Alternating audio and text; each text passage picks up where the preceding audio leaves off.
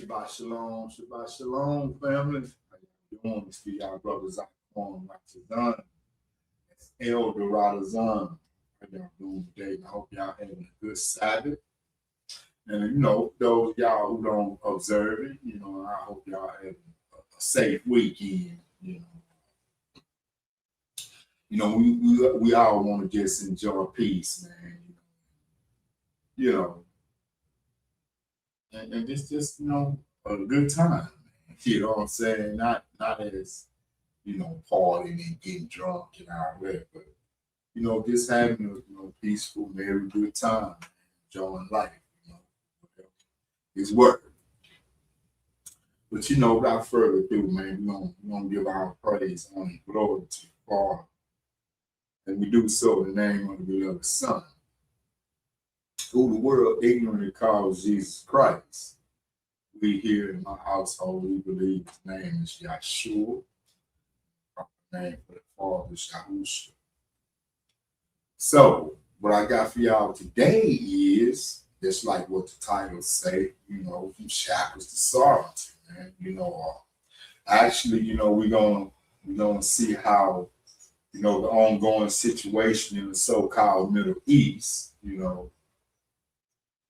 ties in with biblical prophecy, man, and who is who and who is what in the scheme of things. So, we're gonna be kind of dealing with a little, some history, maps, stuff like that, scholar, commentary, theologians, most importantly, the Bible, I got a list of scripts for you, for y'all. And, so without further ado, man, let's check out this presentation I put together, man. The seed get planted and, the most high water, man, he grows, In other words, you turn back to your rightful self, your rightful heritage, man, and rightful and truthful nationality, man, which is, the Hebrews, the Israelites. Come from different tribes, I myself, I believe in, according to research, man, I come from the tribe of Judah, and it's the will of the Father, we'll be able to show some of that here in this presentation I'm about to present, in regards to the so-called African American. So, without further ado, man, let's go and get my screen, share it up, and we're gonna see what this thing do. All right. As you can see, the very first slide is from Shackles to Sovereignty, Divine Weaver of the African American Journey. A scripture blueprint of restoration, of course, it's going to be Psalms chapter 68, verse 31. We're going to go right to that since we got a cue, to right? And it reads, this is Psalms chapter 68, verse 31. Princes shall come out of Egypt, Ethiopia shall soon stretch out her hands unto God. And as we continue on in this lesson, y'all will eventually come to understand what that means. Those of y'all who don't. But it's basically saying, how we're going to be gathered, from all different nations, from Egypt to spiritual Egypt, which is America, Ethiopia shall, come forth and turn to the Lord. In other words, under the mastership of the Israelites. That's right. I said that. I said under the mastership of the Israelites. We are a light to the world, and therefore, all other nations must serve us and look for us for that salvation. Right? So that's time for a whole nother lesson, man. We're not gonna get into that right now. Lessons, new and old in regards to that subject. So let's deal with this right here. Okay, so we serve a God of the great return. Throughout the word, we see a pattern. A people are displaced, they endure the wilderness, and they are eventually restored to a place of influence. The rise of the African American is not a historical accident, it is a theological imperative. right? Just as Joseph told his brothers in Genesis chapter 50, verse 20, you intended to harm me, but God intended it for good. However, the middle passage was intended to erase a people, but God used the very pit of the Atlantic to forge a new tribe, not new tribe as another additional tribe to the 12, but y'all gonna get it. Just be patient and follow along with me, y'all. Okay. All right. Say one defined not by what was lost, but by what was refined in the fire. Right. Slide 2. Historical evidence. A lot of y'all, may not believe in scripture, but believe in history. So we're gonna see what little history has to say about this. Say the rise began the moment the first captives stepped into the shores of Jamestown in 1619. Historical scholars such as Dr. John Hope Franklin remind us that the African American story is one of strenuous effort to live in two worlds. Despite the black codes and Jim Crow, the rise manifested through creation of parallel institutions. When excluded from the economy, we built Black Wall Street in Tulsa. When excluded from education, we founded HBCUs. The stories point to a great migration, 1916 through 1970, as a pivotal exodus. 6 million Black Americans moved from the rural South to the North and West, fundamentally reshaping the political and cultural landscape of the United States. This was a movement of agency, a people deciding for themselves that their Egypt was no longer sustainable. And a lot of y'all may be familiar with, a lot of your relatives, if you go back, you're going to see they, pretty much from the South. And I'm speaking to those of us who live on the West Coast, Midwest, up north, east, northeast, just all over, other than the South. You will see where your relatives, not all, but most originated from the South, where, as the people say, the experts, so to speak, say that 6 million, 6 million so-called Black Americans. They moved, they migrated. But this is not the gathering I'm talking about, so let's not be simple, okay? Just follow along through it, man. I'm leading up to a point, right? Slide 2, okay? Here goes the scholar commentary, theology of struggle. Theologians like Dr. James Cone, the father of Black liberation theology, argue that the rise of the African American is rooted in the cross and the lynching tree. Cone suggested that because Black people experience suffering similar to Christ's, they possess a unique divine perspective on justice. Which, when you're looking at the ongoing situation and you seeing, me personally, I'm seeing a lot of videos, where a lot of other, nations, Gentiles and stuff like that, apologizing to Blacks, and admitting, we was right and we should have listened and all that, because, we're divine people. We are people who have the spirit of the Most High Creator dwelling within us. That's our Father. We are His people. So therefore, we're going to have that natural sense of what justice really is, right? So let's move on. Let's say, furthermore, Dr. Cornel West, a lot of y'all familiar with this man, one of the talented tents, knows that the rise is a blue-soaked climb, right? So it is the ability to maintain hope, which is, the rise. That's why we rise, because there's hope. While acknowledging the tragic, which is the struggle, things going on around, the oppression, the suppression, the red line, the lynching, just everything, man, right? Say this rise isn't just about economic status, it is a moral rise. The African American led the moral conscience of the nation during the civil rights movement, forcing a Christian country to actually practice what it preached. Of course, they'll never practice what they preach because they're lying. They like their father. He's a liar in the beginning, he's a murderer in the beginning, and he won now.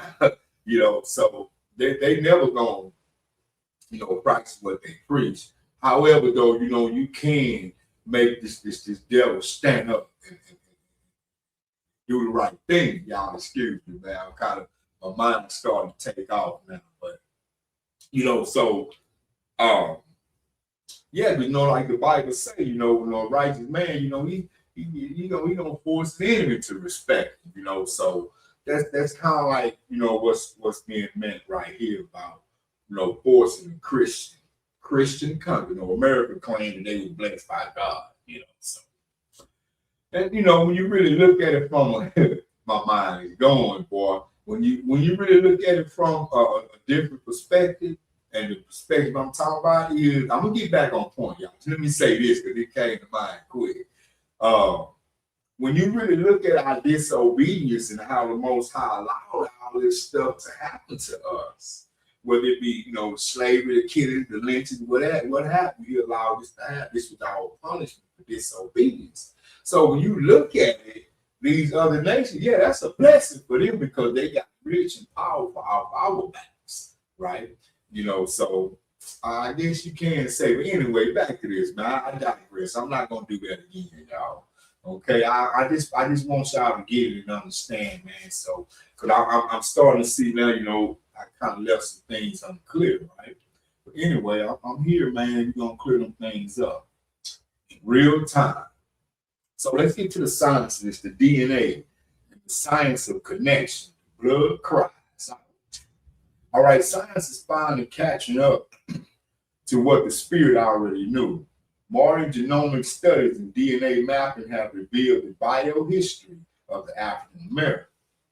While slavery sought to destroy ancestral lineages, DNA testing, like the work of Dr. Rick Kittles, has begun reconnecting the diaspora to specific West African groups. The Yoruba, the Mende, which a lot of y'all may know as Mandi or Mandika, right? I used to practice that, so I know a little bit about that. Still got the shield tattooed in my back baby today. But anyway, Igbo and the Takar, right? We now understand through epigenetics, right? The study of how trauma can be passed down. It's like, say, if you ever heard your mom or your aunt or grandmother, somebody say, like you might have a sister that's pregnant or somebody, and you need to mark that baby, girl, you marking that baby. We had our terms, but this basically what these things mean. And that's what this is, because, like when we say, you're marking that baby, say, for instance, you might be arguing a lot while, you're pregnant with this kid. 9 times out of 10, this kid gonna become argumentative, right? Or will be susceptible to become an argumentative person. Right? Or say, for instance, like the fear that was passed down to us through, slavery. How they would, when someone rebelled, around the plantation or what have you, when they catch him or her, they would gather everybody. They would gather everybody and make them watch them do whatever they're gonna do to the person that rebelled. And a lot of our sisters was, foremothers was pregnant at the time, these type of things was happening. And this is how a lot of this fear was passed down, or what they call inferiority complexes, right? So that's what this study here is, right? Like the top of the paragraph say, the spirit we already knew, what I'm saying? But we're spiritual people. But anyway, it goes on to say, but if trauma can be passed down, so can resilience, right? Which that has been passed down. You evidence of it, man. You proof of it. Look, I ain't gonna say I don't think. I know somehow deep down inside, I know could no other race endure what we endure. Straight up. I'm willing to put, like the limb to that, they say. Anyway, it goes on.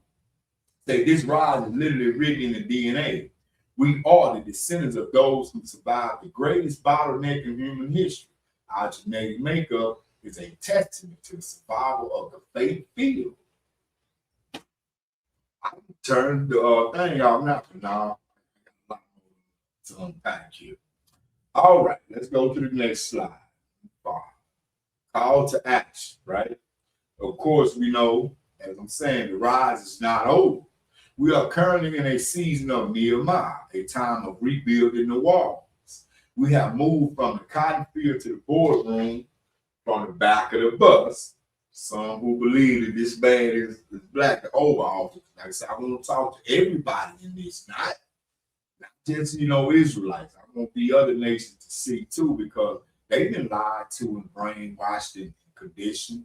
You know what I'm saying? Not to the extent that we have, because when they were doing their brainwashing and conditioning, they was getting a superiority complex instilled into them, or should I say, just to see us as beneath them, no matter how low they are. So, but they were lied to. The Bible said that their fathers inherited lies.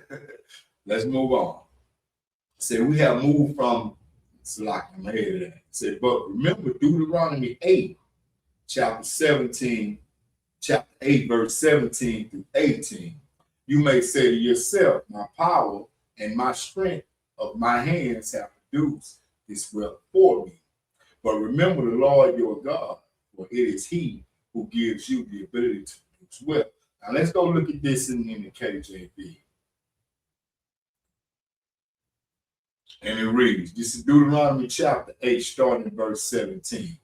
And thou say in thine heart, my power and my might of mine hand have gotten me this wealth. And and see, this is how you know we the people of this book, because we do the same thing. You know what I'm saying? We do the same thing, not really giving that power and that glory, and that praise and that thanks and whatever else, you know what I'm saying, of righteousness to the Father, because I know how to wail underwater, whatever it is that I may do that may bring me wealth, right? But where did I get that from, though? Where did I get that knowledge, that skill from? Or, just being in the right place at the right time, knowing the right people. The Father makes those things happen. Like he say, he set up kings. He's strong too. He's finna do nothing. But the thing is, this is how you know the Bible is a true book and it's talking about us. Because we say the same exact things, in our own words. Verse 18, but thou shalt remember the Lord thy God, for it is he that giveth thee power to get wealth, right? That he may establish his covenant, which he sware unto thy fathers, as it is this day. Back to the slide. I was just giving you a comparative translation, right? So let's move on. Prophetic signal, Salaki. Say the shaking of Elam or Elam. Elam will be, I'll let y'all see for those who don't know, right? To integrate these things, we must look at current geopolitical shifts as the shaking of the heavens that precedes, they say that precedes the final restoration of the true children of Israel, which is, of course, we know us, right? It's most definitely not the 1948 little ball. It's not them, the Gentiles. Say the unfolding conflict with Iran, known biblically as Elam and Persia, is a direct marker in the prophetic timeline of Yahuwah's people. In Jeremiah 49, chapter 35 to 39, let's go look at that. Let's see which one I got to queue up. Jeremiah 49, starting in verse 34, we're going to see what it says, right? It's the word of the Lord that came to Jeremiah the prophet against Elam in the beginning of the reign of Zedekiah, king of Judah, saying, now, just because this is talking about the initiative point of this scripture, say during the reign of this Judaic king, this is still a twofold prophecy. It's also an end time prophecy, right? Check it out. You'll see. Say, thus saith the Lord of hosts, behold, I will break the bow of Elam, the chief of their might. And upon Elam will I bring the four winds from the four quarters of heaven, and will scatter them toward all those winds, and there shall be no nation whither the outcast of Elam shall not come. Okay, pay attention. For I will cause Elam to be dismayed before their enemies, and before them that seek their life. and I will bring evil upon them. Even my fierce anger, saith the Lord, and I will send the sword after them till I have consumed them. Right? He go on to say, and I will set my throne in Elam, and will destroy from thence the king and the prince, saith the Lord. But it shall come to pass in the latter days. See, this is talking about the latter days. Hold on. That I will bring again the captivity of Elam, saith the Lord. So all these things that he's talking about he's going to do, or to Elam, it haven't happened yet. But we're on the precipice of all these end time prophecies that haven't happened to start unfolding. See, Elam, Persia, what a lot of people fail to realize, Persia is the kingdom killer. I mean, this name Iran is marked. Persia, through Cyrus, destroyed Babylon. But see, how you gonna know that it's not that Babylon of old? Because that Babylon wasn't destroyed by fire. See, that's what lets you know it's talking about a future nation that's just like Babylon, had the spirit of Babylon. Of course, we know America is mystery Babylon, daughter of Babylon, right? So this haven't happened yet. See, and once Elam do destroy Babylon, Elam for a minute they're gonna become a world power in consolidation with other nations like the BRIC nations. The other BRIC nations. That means you got Russia and China and South Africa and all. You got these other nations that's not as strong, but we're waiting to consolidate, right? And once they got rid of the bully, and then now, the Most High, he gonna have to get rid of the bully that got rid of the bully, so he can bring his people in Christ, he's returning, everything go back in order the way it once was. I just kind of gave y'all everything in a nutshell. Let's read this over again and we'll get to the next slide. Say, the word of the Lord that came to Jeremiah the prophet against Elam in the beginning of the reign of Zedekiah, king of Judah, saying, thus saith the Lord of hosts, behold, I will break the bow of Elam, the chief of their might. And upon Elam will I bring the four winds from the four quarters of heaven, and will scatter them toward all those winds. And there shall be no nation whither the outcast of Elam shall not come. For I will cause Elam to be dismayed before their enemies and before them that seek their life. And I will bring evil upon them, even my fierce anger, saith the Lord. And I will send a sword after them till I have consumed them. And I will set my throne in Elam. So the Most High is going to set his throne there. In other words, so he's got to clear all that up, build out over that in order for him to dwell there. What do you mean by he's going to dwell? In other words, Elam's going to have that power, say, just like Cyrus had when the Most High anointed him and made him the kingdom destroyed, the empire destroyed. Right, that's what he means there. Of course, we know his land is Jerusalem. He's not going to dwell nowhere else permanently. Y'all get it, right? It say, but it shall come to pass in the latter days, I will bring again the captivity of Elam, saith the Lord. I'm praying. Let's get back to the slide. Okay, so we can see, what the scriptures say. Prophetically, the unrest of Elam is linked to the regathering of the scattered remnants.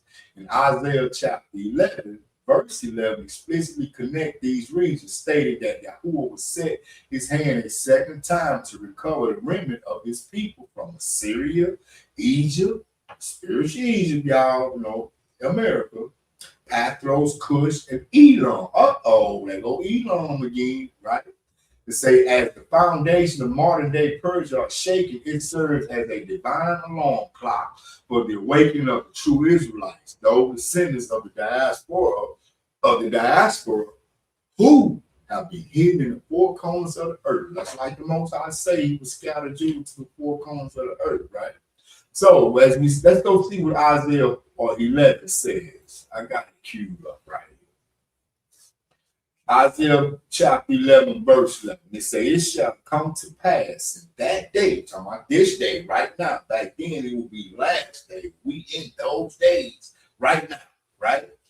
It say that the Lord shall set his hand again the second time to recover the remnant of his people, which shall be left from Assyria, Egypt, Pathros, and from Cush, and from Elam, and from Shinar, and from Hamath, and from the islands of the sea.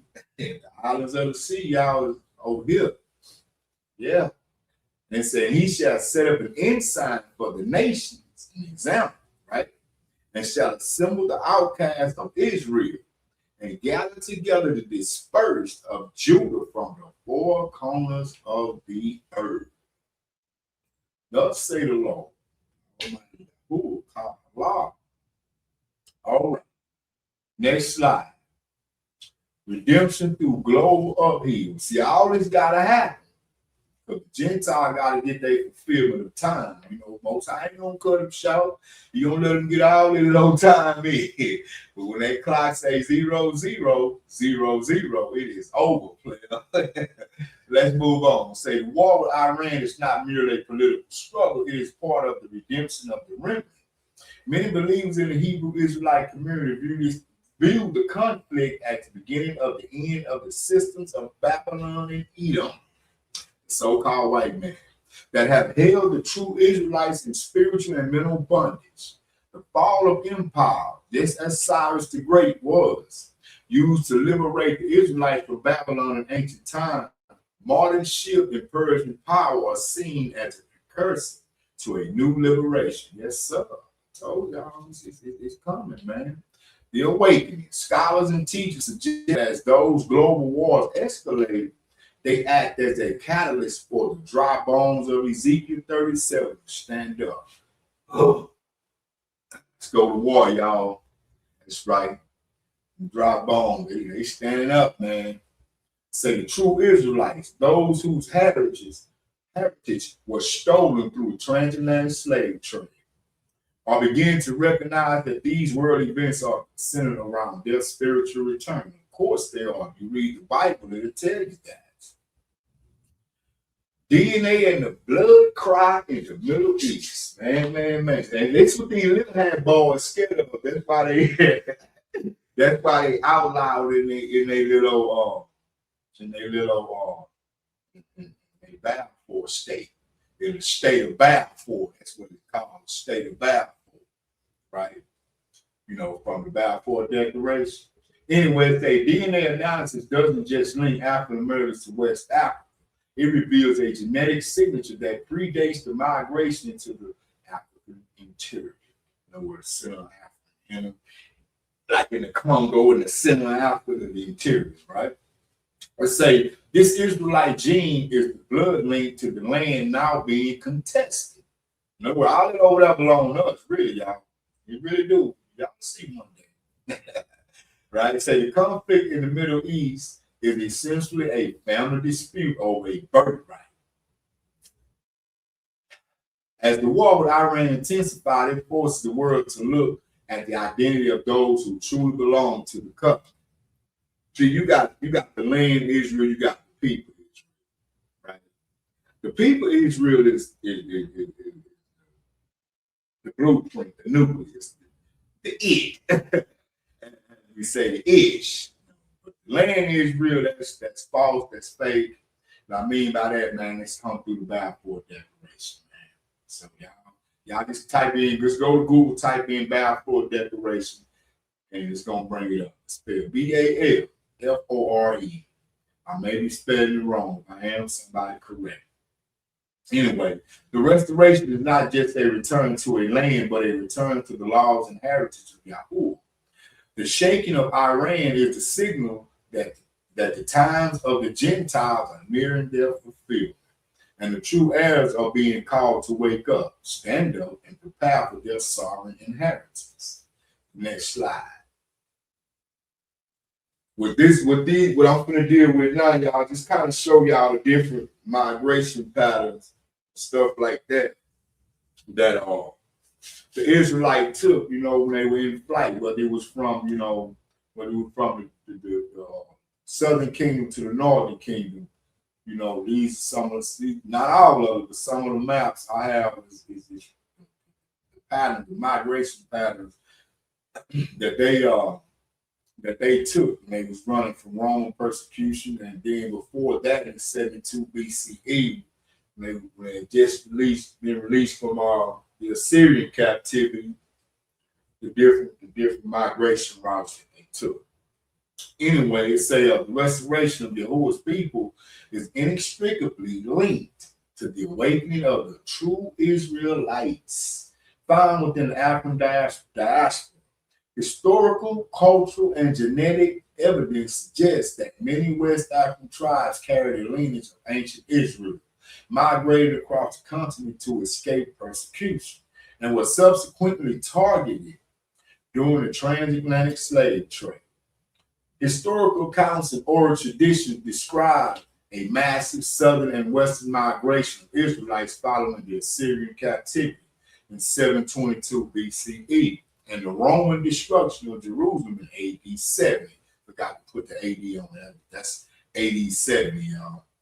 Okay, Sudan Kush route. Refugees fled to Kush, modern-day Sudan, Ethiopia, before moving west through the Sahel. So this where a lot of people get, this Ethiopian Jew thing. Of course, we know it stems from the so-called thing that King Solomon and Sheba, the Queen of Sheba, had supposedly produced a son, and that's how they became, Israel, Beta Israel, whatever you want to call it.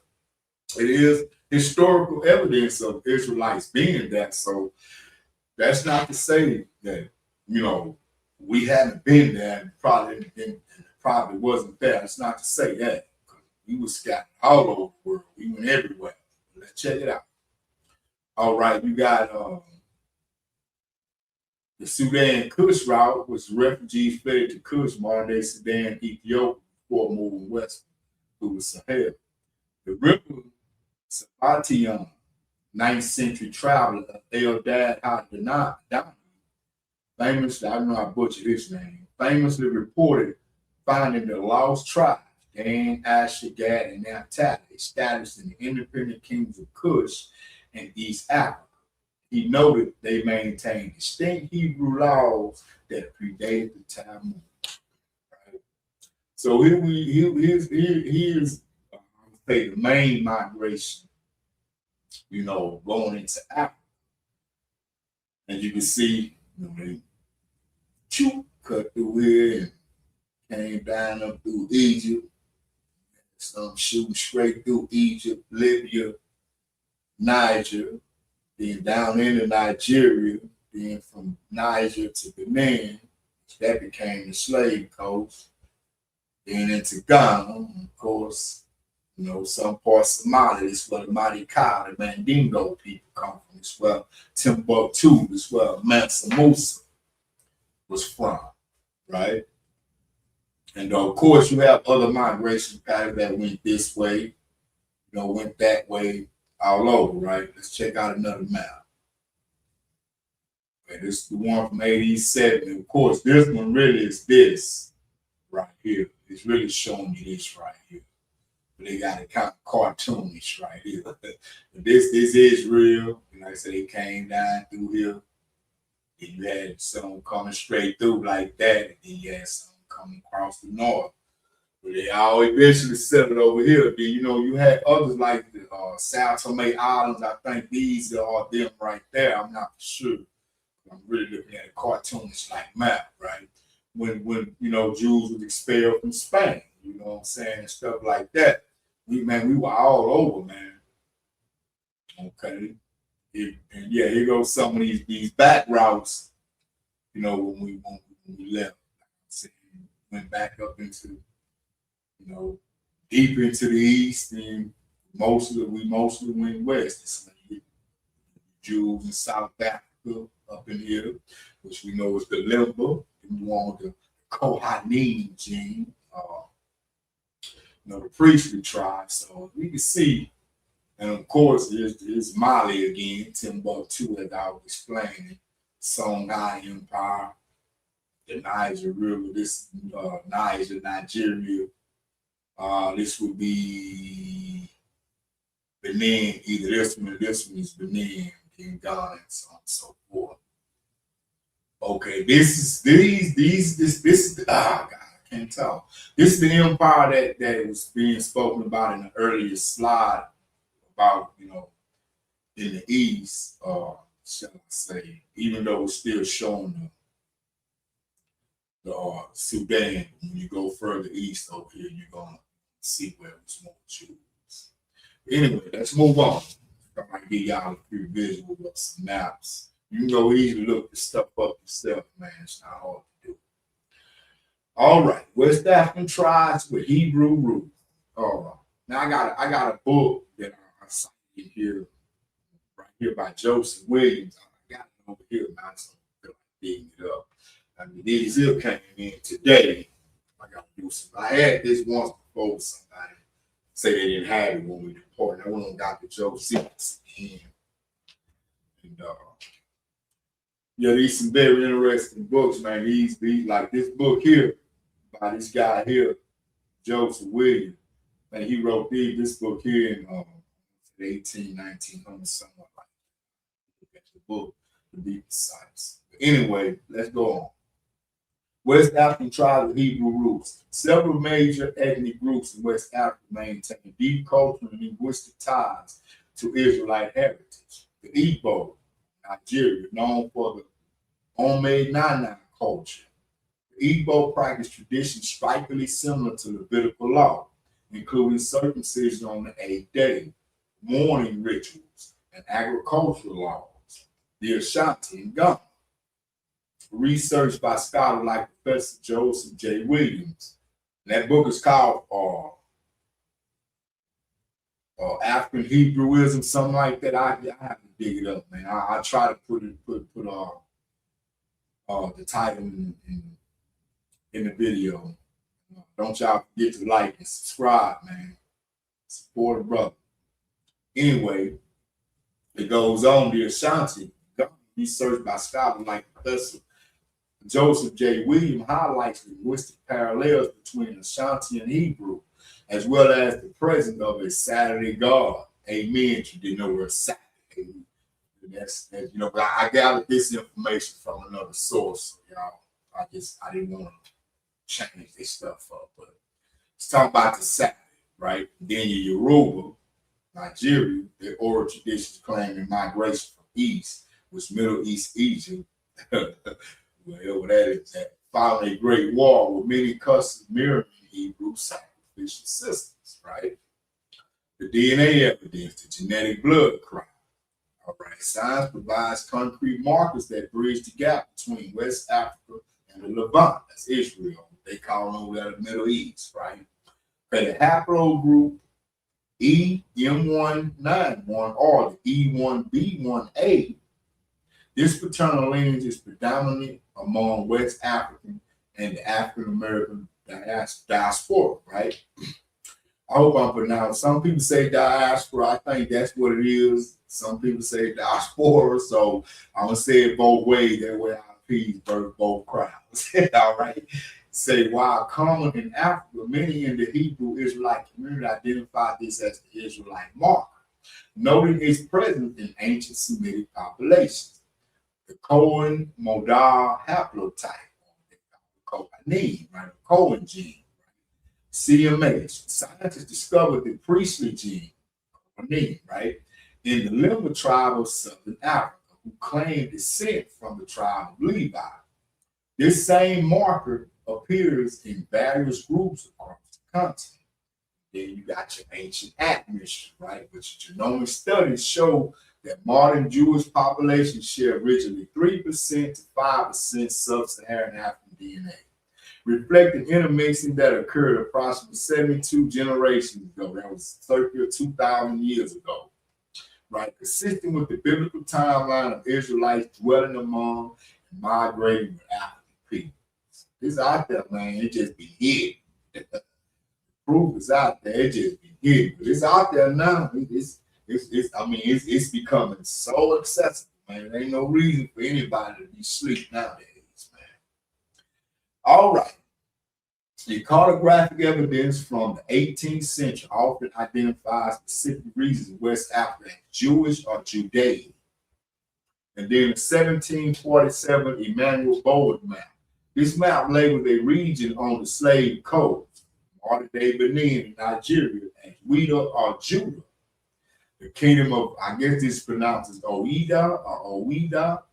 Historical records describe the people of Ouida as having distinct customs, leading early European explorers to believe they were a remnant of the tribe of Judah. Here's a close-up of this map.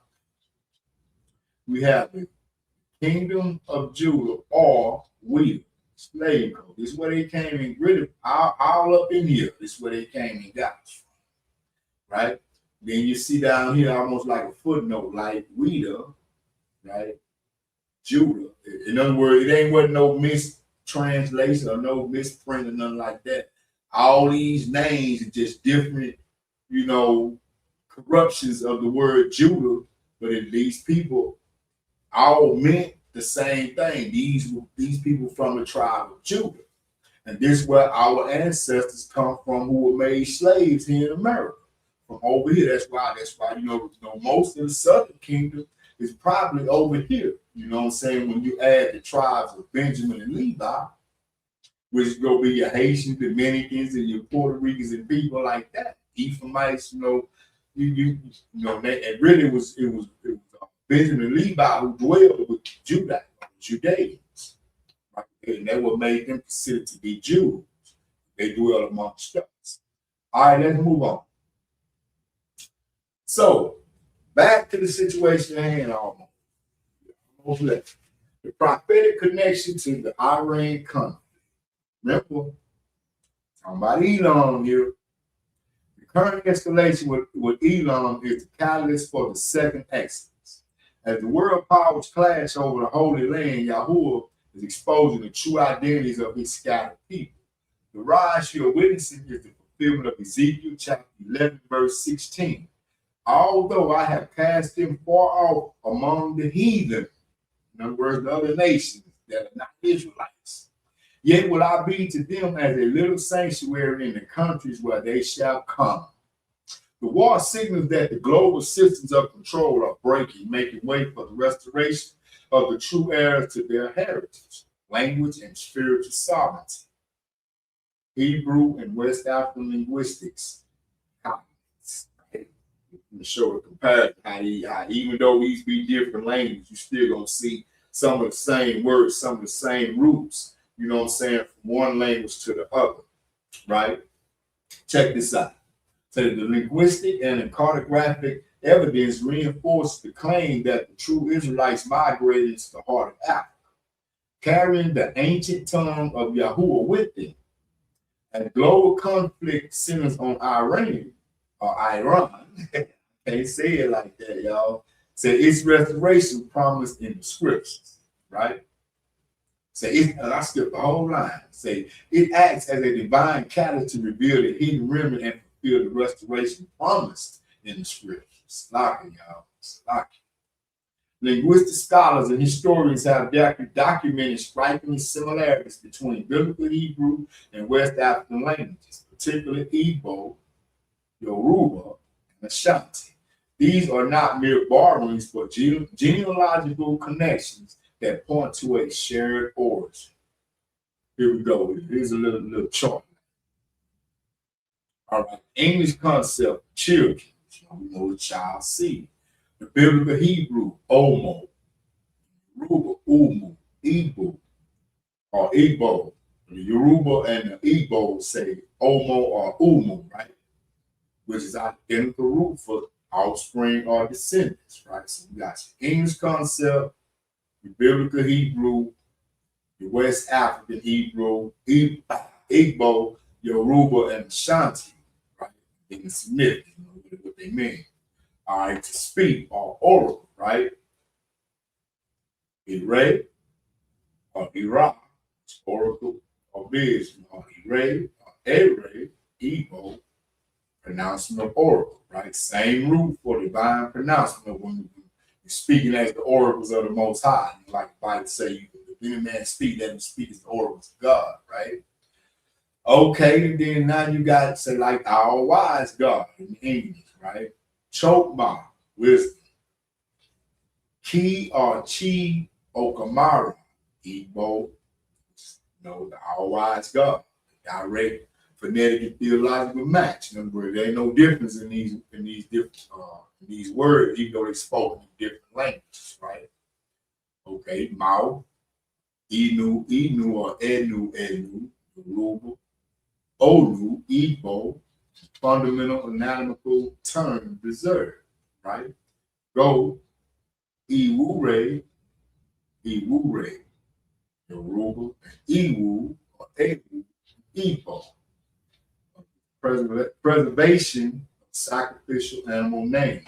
And of course, we have magic or spirit, which would be old or Ob, familiar spirit, or Obi, Shanti, magical spirit of force, connection to the ancient spiritual terminology.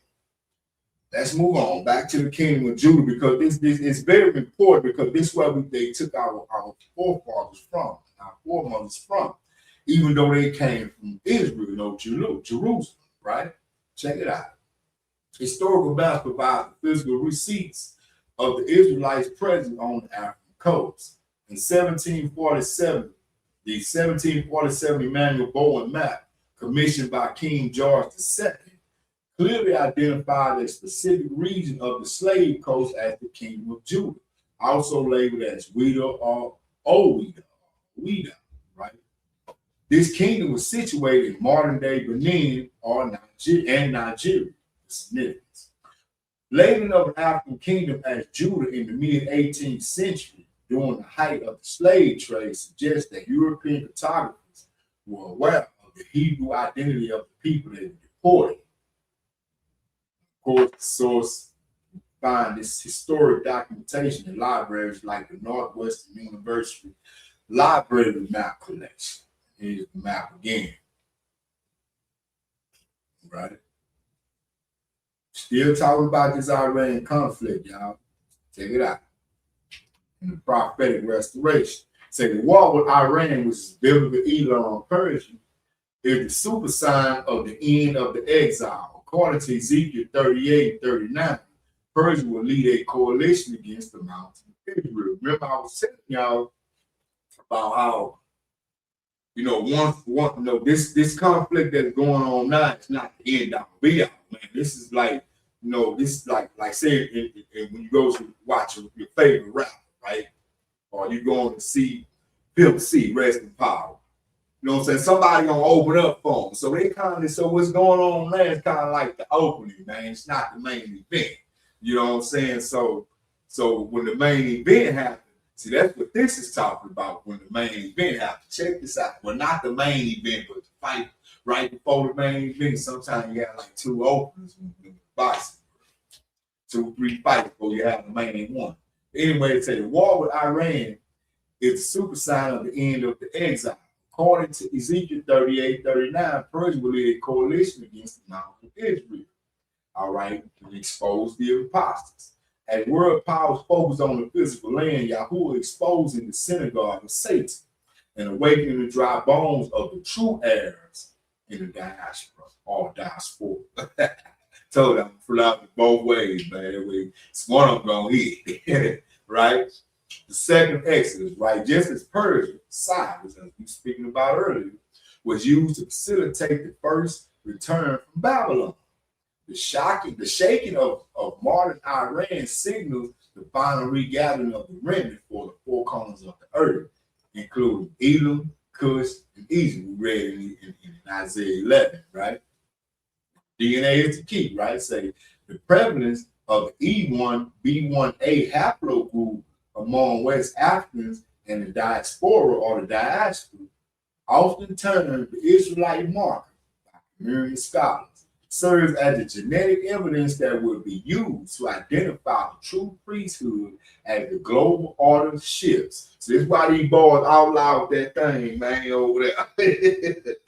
Yeah, why would and I got to agree with the little old Edomite Tucker Carlson, man, where he say, isn't this something you should want? I mean, to so you know who everybody is, know who is who. I'm kind of paraphrasing, I ain't quoting, but that's basically what he said. This should be something you want. That way you know who is who, right? But they don't want that because they know who they are. They know who they not. I'm gonna put it like that. Let's go, y'all. Repentance and return to the law. Our Bible believers don't want to hear that. That's all they are. Bible believers. They're not Bible doers, right? But anyway, let's do this now. The primary step is a return to the foundational instruction of Yahuwah. And really, this part right here, man, is basically talking about what we should be doing while all this here is going on. You know what I'm saying? So follow along carefully. Right? The awakening. Of course, we know this where we at now. This pretty much about old people pretty much woke now. Exactly. We only got to get 1/3. Let's keep reading. Say spiritual scholars emphasize that the curse of the diaspora remains until a critical mass of people wake up to their true identity as Israelites. They say repentance. That's the main thing. That's the first thing. Really, the primary thing. Say following Deuteronomy 30:1-3, restoration only begins when the people repent with all their heart and soul. This includes abandoning modern idolatry, celebrating the holidays, the birthday, and all that stuff, and returning to the dietary law. Don't be eating all this abominable food, your shrimps, your crabs, your lobster, your pork, and all these seedless fruits and all. No, you can't eat none of that, man. The Most High say don't mess with that. It's an abomination to him. It's unclean to you, right? You say Sabbath keeping and moral standards of Torah.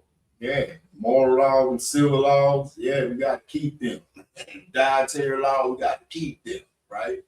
2, say spiritual anchoring over physical hoarding, right? While global instability such as the Iran conflict often leads to panic, the true Israelites must prioritize spiritual resilience. In other words, we can't get scared. We can't panic and get afraid, because this right here is bringing us closer and closer. You know what I'm saying? To our salvation, man. We got to do our part, and this what's listed right here is gonna let you know what you need to do. You need to first repent, man, and let go of all Babylon. In any way that you possibly can. Right? Sanctification. Leaders suggest that while the world plans for comfort, the remedy must prepare for obedience. We got to obey the laws, commandments, and statutes of the Most High. We got to keep that faith in Yeshua. You know what I'm saying? We got to endure this thing.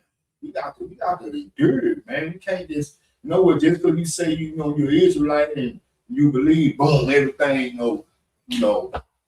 smooth. You're in the Garden of Eden again. No, man, you're going through that fire stage right now to mold and shape you, man. See if you're gonna be that light to the world, that ruler of the world, that ruler of the Gentile. Come on, man. It ain't easy. Right? Okay, discernment.